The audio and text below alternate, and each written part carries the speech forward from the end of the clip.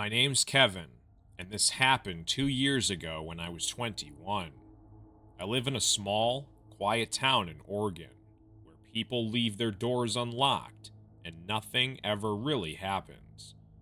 I've always been into tech, not just building PCs and gaming. I'm talking the deep stuff, tinkering with code, bypassing firewalls, and all that. I was smart about it, but like any idiot with a little skill and a lot of curiosity, I pushed too far. It started with a post on a hidden forum I accessed through the Tor browser. Someone called Bite Eater was selling custom rigs loaded with exclusive software. What caught my eye wasn't the price, though it was dirt cheap. It was the comment underneath. Don't open the red folder. That should have been the red flag. But of course, that's the exact kind of thing that makes people like me buy it. The laptop arrived 3 days later.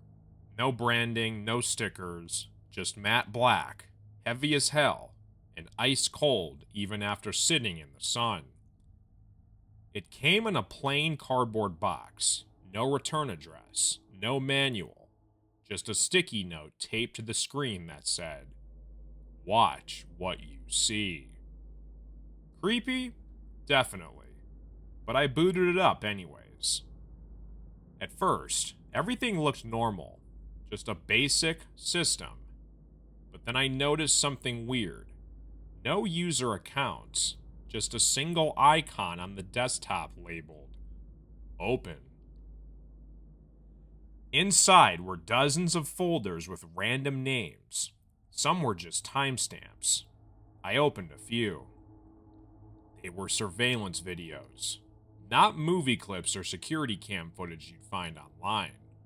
These were different. They were live.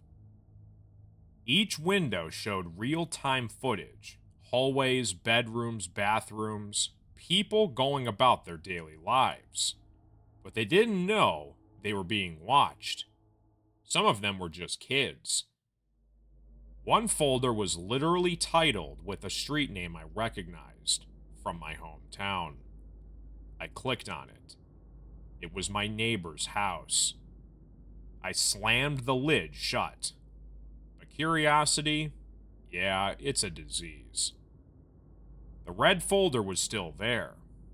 I lasted about 30 seconds before opening it. There were only 3 files. The first was a spreadsheet, names, ages, and addresses, pages and pages of them. The second was a set of videos, unlisted, low quality, time-stamped, but what chilled me to the bone wasn't what I saw, it was who I saw. The third video was of me, sitting at my desk on the same night, wearing the same hoodie. There was no webcam on the laptop. I checked. I even turned the whole thing inside out later. Nothing. I was being watched, live, in a room with no cameras.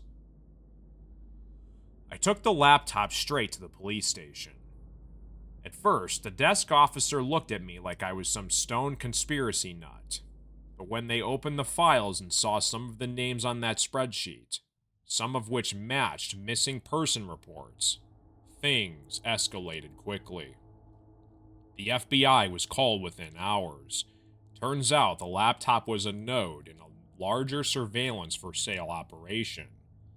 People were buying access to live feeds of hidden cameras planted in private homes, motels, even public restrooms. In that spreadsheet, it wasn't just a list. It was a trafficking ledger. The deeper they dug, the darker it got. They traced the origin of the machine to a warehouse in Nevada, raided it, found over 30 more devices, many of which had been shipped already. They also found the guy behind all of it. One Vincent Hall, ex-security contractor, fired for misconduct.